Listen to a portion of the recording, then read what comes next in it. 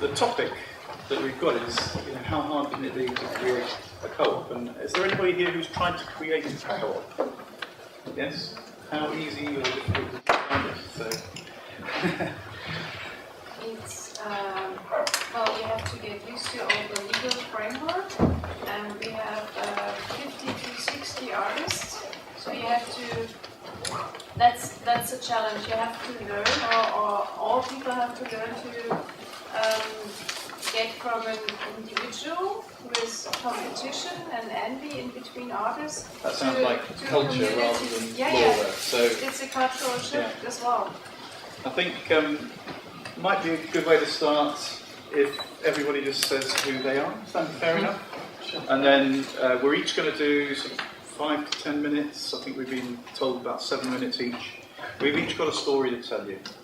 And then it will be open for you to ask us whatever you want. And we'll have an open conversation.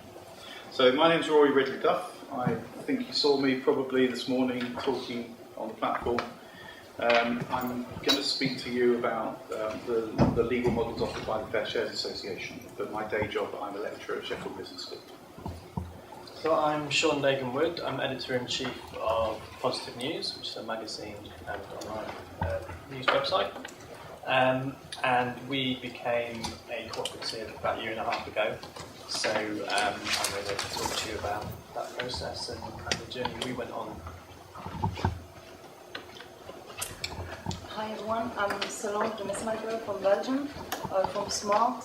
We were a non-profit organization meant to help artists with the administrative and legal work, but now we are cooperative from January, but we are a big cooperative, so it was a big challenge for us, so I'm going to tell you about it. My name's Dave Boyle. I'm the director of the Community Shares Company, which helps community enterprises and cooperatives raise capital, but I also have assisted as a sort of business advisor, as it were, to a whole range of cooperatives who are getting started and leading them through this sort of, I wouldn't say decision tree, but the kind of things which occupy their minds and how you might think through those questions before you create your co-op.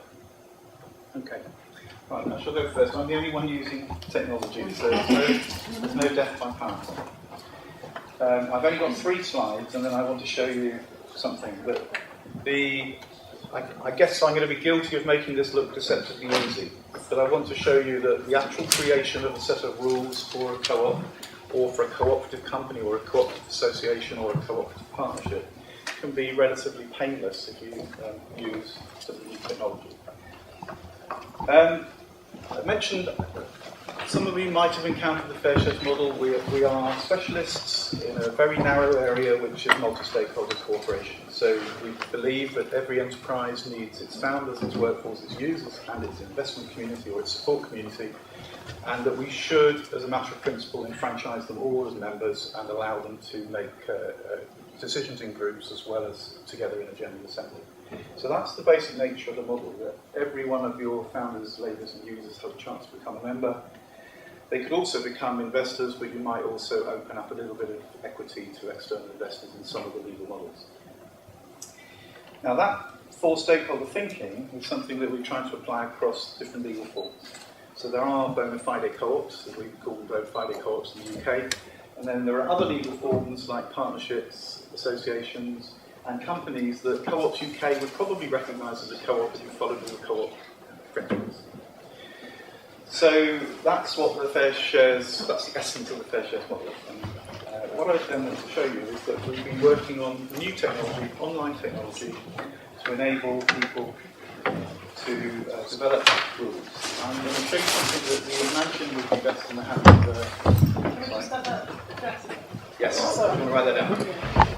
We imagine this would be best in the hands of a business advisor, a consultant or someone, but actually people can access it and use it. We're still in beta until June, but we've got real projects going on at the moment.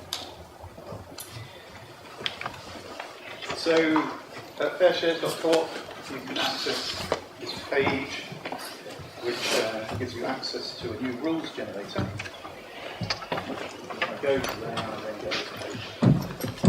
So from here I can create a company, a co-op, a partnership, association, We're working with people in different parts of the world to pre-populate the legal model for you. So we've got one here in Wales, we've got one for America, or you can start with one. I'm going to focus on the Wales one because that's what I'm most. So anybody who understands Google will spot in an instant that it's a Google form. Yes. Sorry, it's Google if you hate Google, but it works for our purposes and we're open to reproduce it. So I would go through this model with a client. They might read it, go slowly, but I'm going to do it in 5 minutes. So I'm going to create some draft rules. I give my email address because I can't email the rules to myself unless I do that, or to others. All of the constitutions are created at Creative Commons, so they go into a commons so that everybody who is connected to Fair Shares can see the model rules or the rules that people are creating. If I had time, I would go through the structure of the constitution. I will put in that my name is test person and test organisation, test job. I don't think I need to fill out the website. Now we're into questions about the enterprise itself. So as a company, I might call it articles or bylaws, depending on what country I'm in, but in the UK we would call it Articles Companies Act. And I will create an open co-op consortium limited. England, Wales, and my social object for today is to promote and disseminate open co-ops. Now, because Co-ops UK wouldn't recognise you as a co-op in the UK unless you have at least 3 members, we default the number of founder members to 3 pounds, £1 shares, and the total capital is £3. And I work through. Now I have to decide what I'm going to call the 4 groups. So we call them founders, users, labour, whatever, but you can adjust the language to your. So if you've got tenants, you can call them tenants. If you prefer to call your shares community shares, David, you can call them community shares. And then I move on. I then have a page that I've got to fill out that tells me how many people I need to have at a meeting in order to take decisions. So I've got what the notion of being quorate. We rather like online decision-making platforms, and we write into our rules that if you use something like Lumio, you are quorate all the time. If your members are on Lumio, you're quorate. But otherwise, face-to-face meetings, these matters will matter. I can choose how many directors I can have, or how many on the governing body, when I must have elections, so 50 must have elections by the time you get 50 members. And I can say how many of those electors come from each group.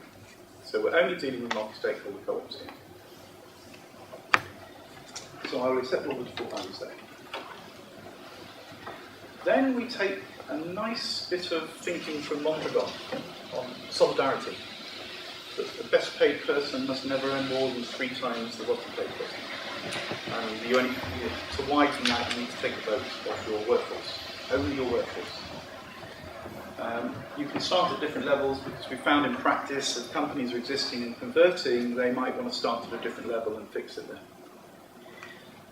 The other values here are just to make sure that you're putting money into reserves, and then I have to work out how I'm going to distribute the surplus. So you then decide the percentages for distributing the surplus. So by default, we've done 35% for the workforce, 35% for the users, 10% for the founders, which is new in version 3, and the balance of 25% is going to investors, which is what a European cooperative society would allow. I'm very nearly at the end of this.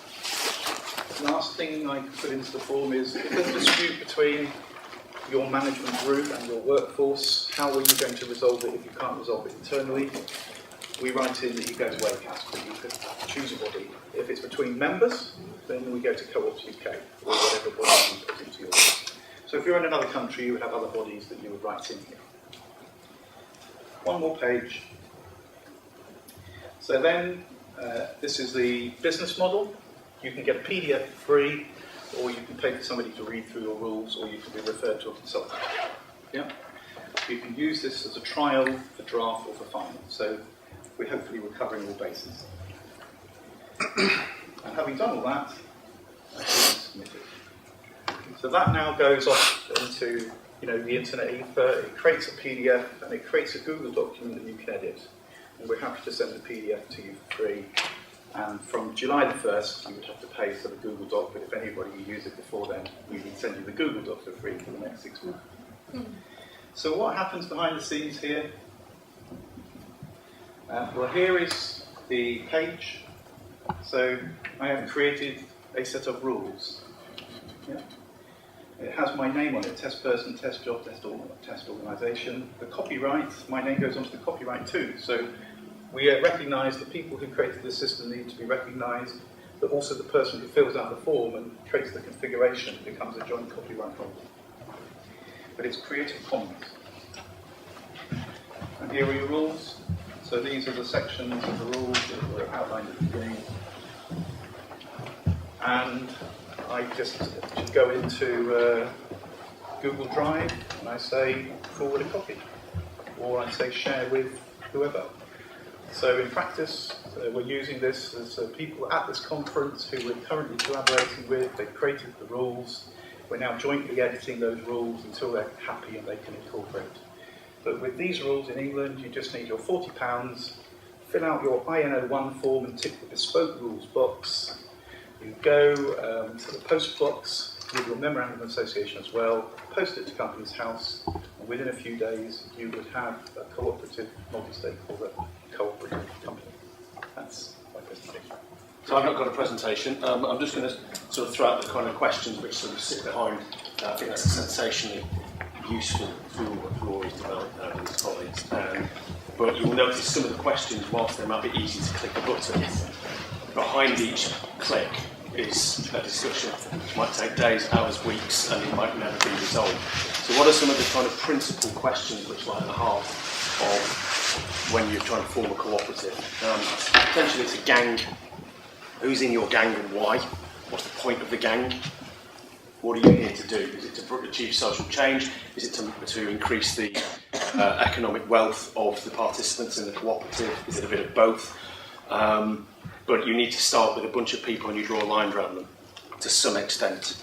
How porous you make that line is something you can consider, but there has to be a group of people. Normally they're the people who sign the document, they're the founder members, they're the people who've had this crazy idea, usually involving alcohol, and over time they continue to talk about this idea, and there is an element of if you can survive all of the discussions, then you might make a good co-op.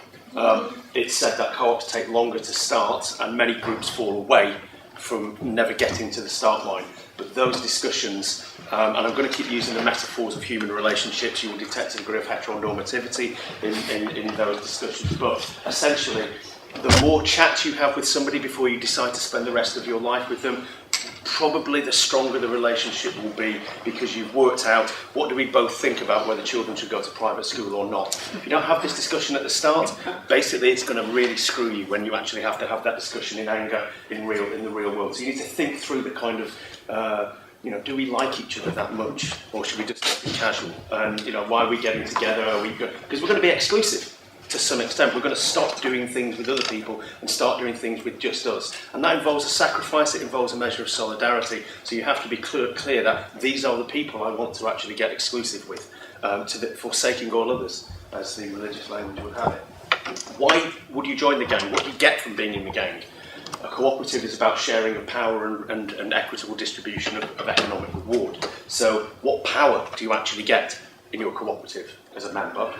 And what do people who are not necessarily members get in terms of that decision? That's the multi-stakeholder thing Rory was talking about. You've got your founders, you've got your workers, you've got your customers, and you've got your investors. What's the relationship between the power held by all of those people? And humans are bountifully creative creatures, and you can be bountifully creative as how you think through those issues, and you can codify them or you can leave them to be dealt with at a later stage. But they do need to be thought about, and like most of these discussions, they tend to be best conceived of in the abstract, because when it's a hot issue, suddenly you've got vested interests involved, and it's not how much power should we have abstractly, it's how much power should I have over you. And that's whilst the principle is the same, once you're talking about concrete relationships, it's a different conversation because you're no longer talking about principles in the abstract, and people can be pains in the arse. Whereas principles, you can have a discussion at an elevated level. What do you have to do to stay in the gang? Is this an open relationship?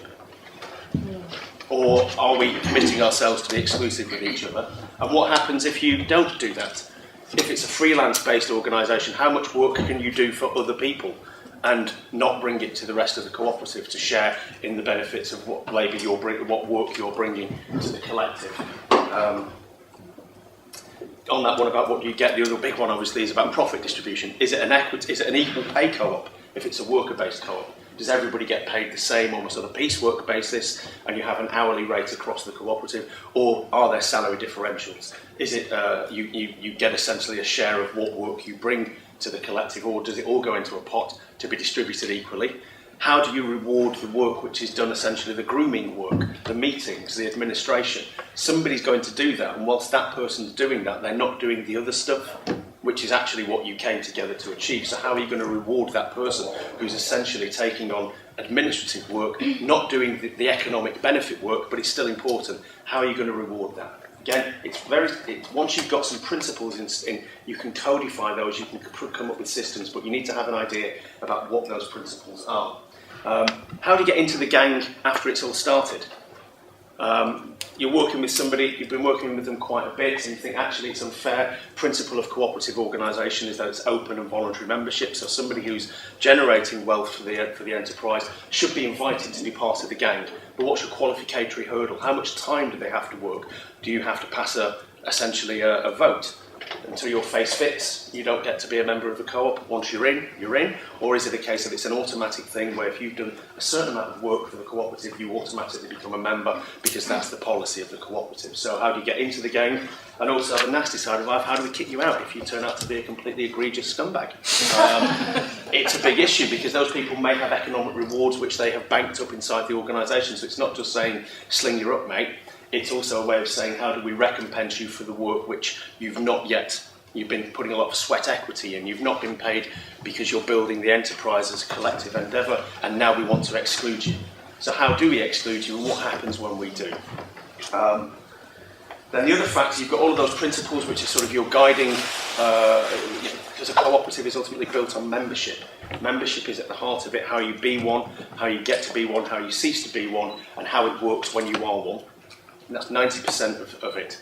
The other things you need to think about when choosing the legal structure, and as much as I would love to bore you to death on the varying ups and downs of the different legal structures available in the United Kingdom, you can see me afterwards and we can have a whole lot of fun on that kind of question. But some of the things to think through are, what do you want to achieve in the short, medium and long term? You might not want to raise £2 million worth of capital at the moment, but if you choose the wrong legal structure at the start, it will make it very difficult when you get to that. So you need to think through not just what does success look like in the short term, but what are the medium and longer term things which we're all committed we will do at some stage. Because you need to choose a legal structure which doesn't include many of those. So whilst there are some legal structures you can choose which are relatively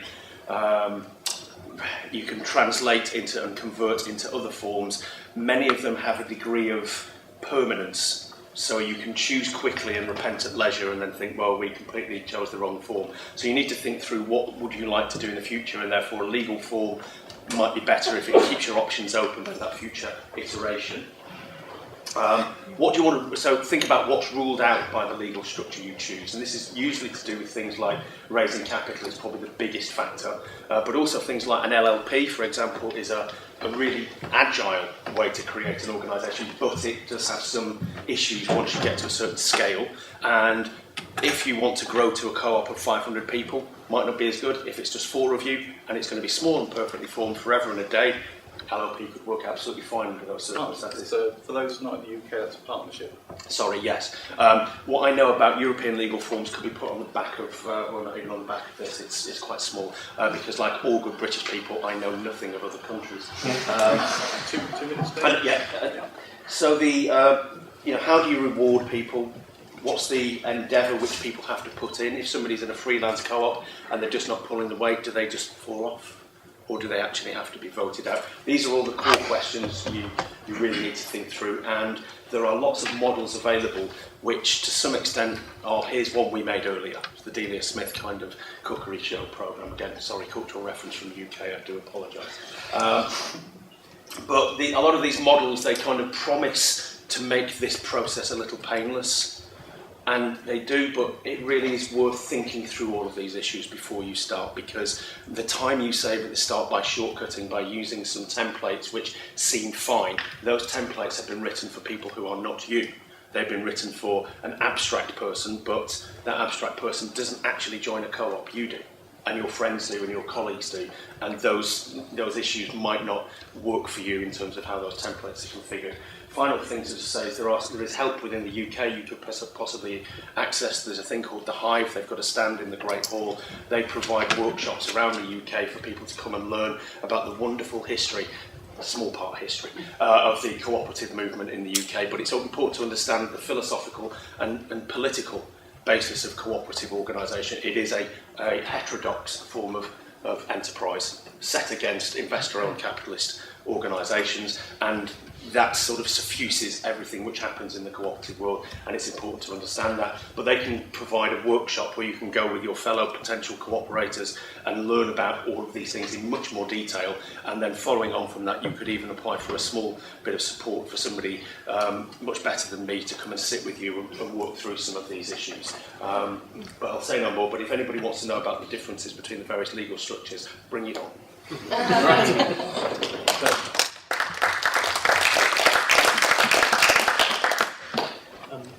feel I should stand up as you guys did. Rather than have windows on the screen, I'm just going to see if I can put our website up because it's much prettier.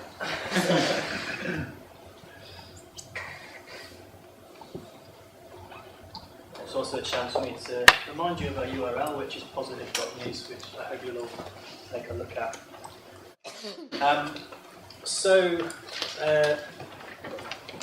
First I'll just let you know a bit about our organisation, what we do for anyone who's not familiar with Positive News. So this is a print publication, Positive News magazine, and we're a media platform that's simply about good journalism, about good things that are happening. So it's independent, quality journalism that's focused on stories of progress and possibility. So our purpose is to offer a balance to the predominantly negative news of much of the rest of the media. But that doesn't mean cats getting rescued from trees and water skiing squirrels and all those stuff that everyone secretly loves. The intention is not to make people feel good. That may be a bit of a byproduct sometimes, but it's about informing people in a way that's more inspiring. So rather than leaving you feeling cynical, disempowered, hopeless, helpless, and there's decades of research about how the news does this, instead we want to leave you feeling inspired and empowered.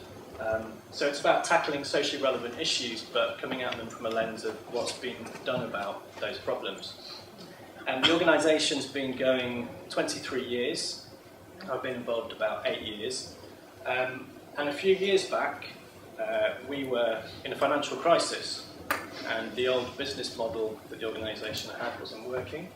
Our founder set up the organisation in the later years of her life, and she passed away in 2012, and I took on control of the organisation. It was a not-for-profit company, which she'd started herself, and at that point I had to look at how does this organisation go forward. And so we had two key things happening that led us towards a cooperative model. So the first was about survival. How do we survive financially?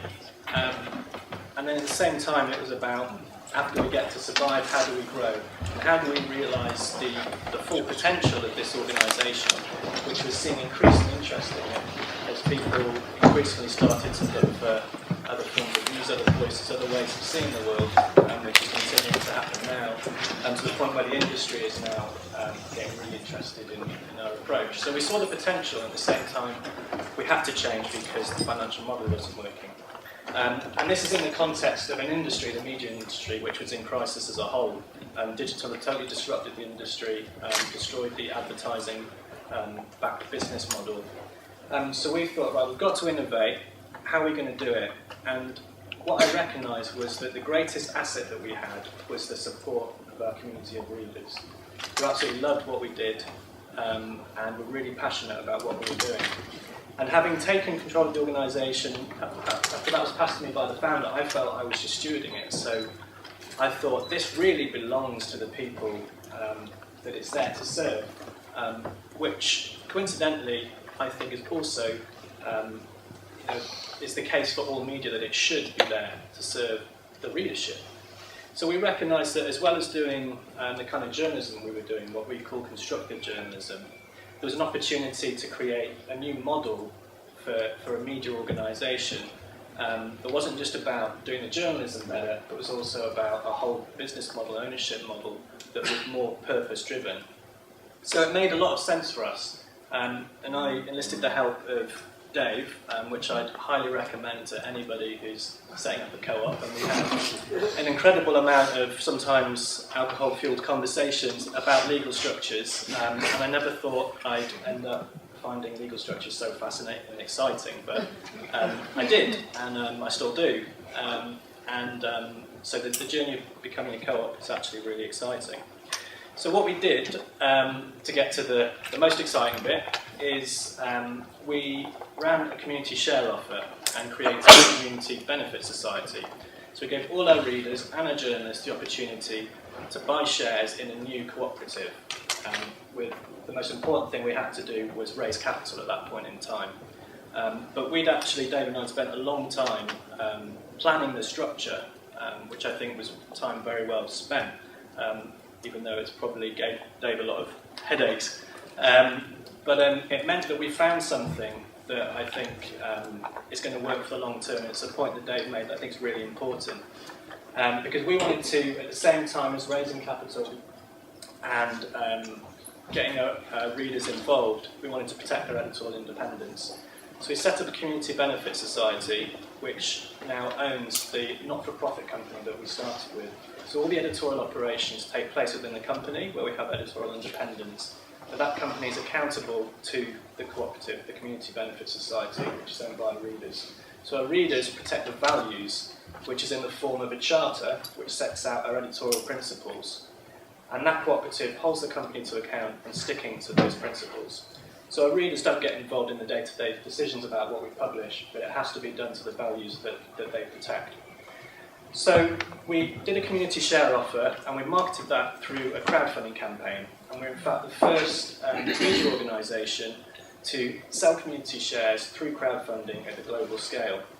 And we were just a small organisation, but we raised £263,000 in 30 days from 1,500 people in 33 countries around the world, and which was an amazing experience. And what was most incredible about it was how much people wanted to be a part of what we were doing, how much people wanted to be co-owners of a media organisation.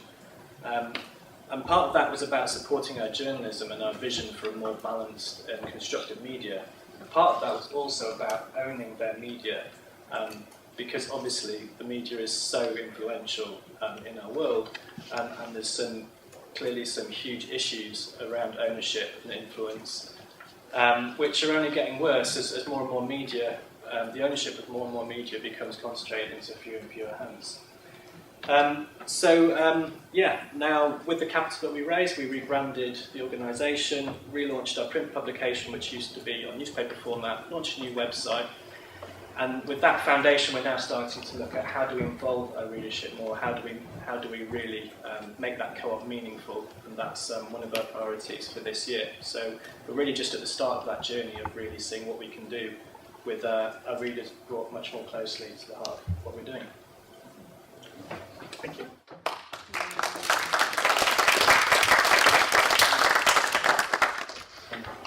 I'm not going to stand up. So, as shown, I'm going first to Brussels in 1998.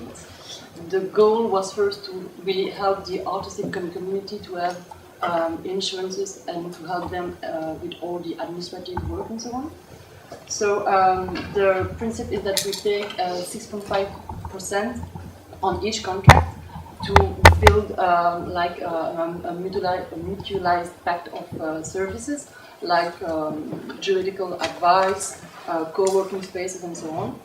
But also that we guarantee our members that their contracts are paid in 7 days after the prestation. That's the big goal of SMART. So we grew really fast because we began with artists, but we had to face a lot of demands from other independent workers who work on the same model with short-term contracts and so on. So we created a lot of entities to face this new demand, because we began in 1998 with a small amount of counselors, but we now with 150 counselors in Belgium, but we are also in 8 other countries in Europe, but not in UK. So we had to grow really fast, and we had to be creative with the legal aspect of the things. And as you may know, Belgium is really complicated because we are divided in 3 and so on, so we had to be creative with the legal part. As shown, we also faced financial problems in 2014, so we had to rethink our model. And the cooperative was one of the ideas, because as I said, we had a foundation, but also a non-profit organization, so we had a lot of varieties of legal models. So we say, okay, we have to rethink all our organization. And in the other European countries, SMART was working as cooperative, in France, in Spain, and so on. So we said, okay, maybe we can make one big European cooperative with all our members. So the goal was to, okay, we were 75,000 members who had used our services from 1998. So how can we make one big cooperative with all these people? That was our big challenge. So we began in 2013 to say, okay, to have a real implication from our community, we had to let them think they can all have a word in it. So we proposed them workshops. We proposed them to write things on the blog, even papers. And we had 2,000 people taking part in this. It was maybe taking part in one evening of talking, or really taking part in all the process. So we had to drink a lot of alcohol with all these people, so it cost a lot of money. But it was really interesting to see how the people who had only done one contract with SMART had something to say about all the company and all the structure. It was really a bit. I wasn't hoping so much people to take part in it. So we are now in 2017. In January, we had to launch the people have now to pay a fee of 30 euros a year to use our services, and this is our membership for our new cooperative. From January to March, it's you don't have to pay the 30 euros to use our services, but from the 1st March, or in 10 days, people will have to pay this fee to use our services. The goal was a communication goal to explain it to all our members. Okay, from now on you have to pay an amount of money, but it's also a chance to be a part of something bigger. So that's my job on a daily basis, because I'm in charge of the communication. So I had to find a way to explain, okay, you have to pay, but it's really great to pay. So thank you. So now we are, in a month, we had 3,000 people who had freely, willingly paid 30 euros to be members of the cooperative. So I think it's okay, a small success. But we now facing 10,000 people who will have to pay, because otherwise they can't use our service anymore.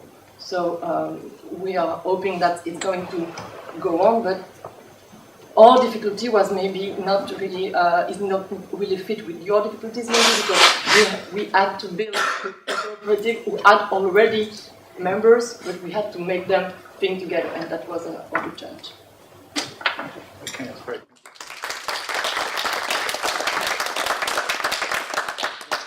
We've got a little over 10 minutes unless we eat into the swap over time. We've got 10 minutes for swap over, so just take questions.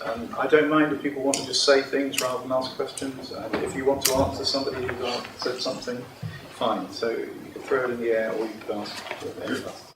So you mentioned how it's really important to choose a legal framework because then later on it's completely immutable. You can't get 100% of the members to all vote to change. It's not so much that the constitutional document can be changed, so you can make it so it's almost impossible to do that if you use a specific legal form called using a thing called entrenchment. It's more that the legal form itself, whether it's a company or whether it's a society, that's difficult to change. So, for example, a partnership cannot convert into anything else. So you have to kill the thing you've built and create another one and jump across and transfer all the assets, which is messy and usually involves lawyers. The same is true of like a company limited by guarantee. It can be good for a small worker cooperative, but it can't have a share capital. So if you suddenly get to the stage where you want to take on capital, you're stuck with debt as the only mechanism you've got to use. So if you wanted to then convert to a company limited by shares, you're stuck because you're not in UK law able to switch. So it's less that the constitution can't change, it's more that the specific sort of track you've gone on, legally speaking, in terms of your legal vehicle, might not be able to jump tracks. That would be a bad thing anyway, but certainly crossover tracks into something which might suit where your needs have evolved into. And I have another related question. Is there any way to to join to cooperatives? Yes. I think so, yes. I mean, the model we've got, we envisage that a co-op might be a founder member of another entity. Cooperatives have primary and secondary co-ops already. You can always have tiered or even tertiary co-ops, so there is this layering that occurs in local and national and international co-op movements. It's a bit like an adapter. You know, basically you've got plugs which work in the States and plugs which work in Europe and in the UK. And you can get adapters which can kind of interact, but they're big, bulky, and they're fiddly. But you can translate them. But essentially, if you were moving from if you were merging two organisations, if they've both got the same legal structure, so if you've both created a cooperative society, it's relatively easy to merge them in together. It's been happening for hundreds of years. The same is true of a company. When you're going across different legal forms, essentially one of them will probably go forward inheriting something from the other, so it kind of folds into one of them. You've got to choose which one are they going to fold into and which one's going to die, and then it gets messy if you've got different legal structures with different capital structures. So if you've got a structure which doesn't have share capital and a structure which does, merging them together is the very work of the devil, and involves you speaking to people who are even worse, which is to say lawyers and accountants.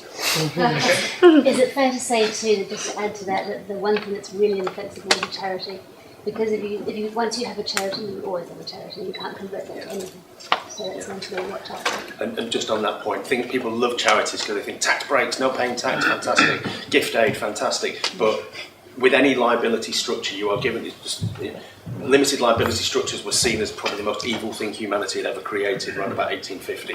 The idea that you could walk away from your legal responsibilities and there could be a corporate person which was different from the people who are members of it, that was given begrudgingly, and it comes at a price, which is your responsibilities to the legal form. And everything you get given by a legal form has implications for how you must act going forward in the charity. One of them is you're stuck with it for life. And beyond. Could you just highlight what the main differences between a community interest company and a community benefit society are? Sorry, what was the question? Just like the main difference between a community interest company and a community benefit society. Like, what's the fundamental difference? One's on the company law, one's on the co-operative and community benefit society law. So you've got a different regulator. You've got a different set of norms, I would say.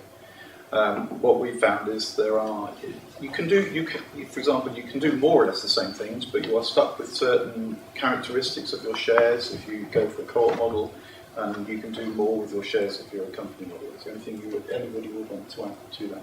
I mean, they sound very similar. Community. But one of, as Rory says, you've got a different regulator, a different body of law and legal precedent behind each one, and depending, a community interest company has a statutory asset lock. about what happens if you wind the company up. A community benefit society has a non-statutory asset lock. It's born with a thing which says you can't turn it into something which we all bugger off to Rio with the money. You can add a statutory asset lock to a community benefit society, and you can convert between them. But it's generally a small community interest company and a small community benefit society in practice will operate very similar ways. They are obliged to do more than just make the people inside them happy. They have to make a community interest more benefit. They've provided benefit to. Mm-hmm. But when it comes to raising capital, that's where the real differences come in, because so there is more flexibility with the CIC, but that comes at a price that essentially it's also more regulated. Whereas the Community Benefit Society has more freedom to raise capital without needing to get regulatory sign-off. And would it just be like really stupid to have a CBS holding a CIC, like if it owned it? Or would that? It's happened. I've said community transport. There was a community transport company that created lots and lots of CICs. When you've got two companies, though, you need to be mindful that essentially, if it's the same bunch of people running them, then that's two sets of accounts, two sets of board meetings, two sets of regulatory requirements, two masters to please, and many times to fuck up, basically. Before we come to your question, was there anything you wanted to add in terms of, presumably had to face that choice?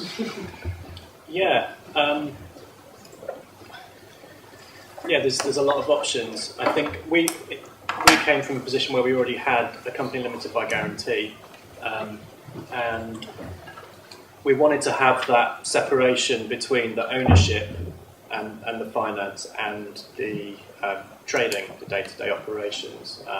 So the Community Benefit Society holds intellectual property, which the company exploits, which also was part of providing long-term security. So essentially the Community Benefit Society protects the brand, the ethos, the purpose.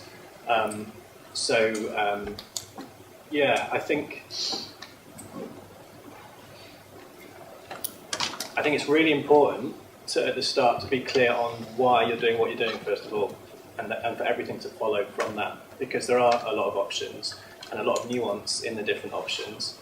I think we just found a route that we felt really fit the values, the purpose, and allowed us to and met the commercial needs, and so we brought them together. And I think having that really clear and kind of future-proofing it, as Dave mentioned, so thinking about what might you want to do long term and what might a certain route prevent you from doing, that's really important. And then let that guide the decisions, the choices you make on the structure you go for. Solange, did you actually shut down and start anew? we didn't really had a choice, because we already tried nearly all the models from the Belgian law system. But I agree with what you said about the values, because when you choose to build a code or something like that, you also have to agree on all the values of the system. So it's really important to know what you're doing, to know why you do it. Okay. You get your last question. Is it easier to form a cooperative in a country where there are no cooperative legal forms? Like just like either a charity or government or private company? Would that it varies from country to country. There are some countries in which you can't form a cooperative and call it a cooperative without you doing it under cooperative law. There are other countries where they don't have any protection over the name co-op. So the question is finding a body of law that enables you to run it as cooperatively as you want. And actually, some countries allow quite a lot of flexibility in the company form. So a lot of people do choose a company in Anglo-American countries because you can actually configure it to be completely cooperative as you wish. It's very hackable. It is very hackable. So we hacked it for fair shares. But in other countries, they're very rigid. They're quite rigid. So you have to do this sort of statutory stuff, and maybe you create bylaws that enable you to then do some more things cooperatively, create local rules for your own operations. But can a company, a cooperative, be named as a company and has a private company's legal form, but still operate as a cooperative? You'd have to check in the country that you want to do it, but I can't really say more than that. I have another question. Is a cooperative Oh, sorry. Just, yeah. Okay, Karen, and then we'll come to you. Is a cooperative considered as social enterprise? Well, how long have you got? 10 years, we might get. This debate has been raging in the UK for about 15 years.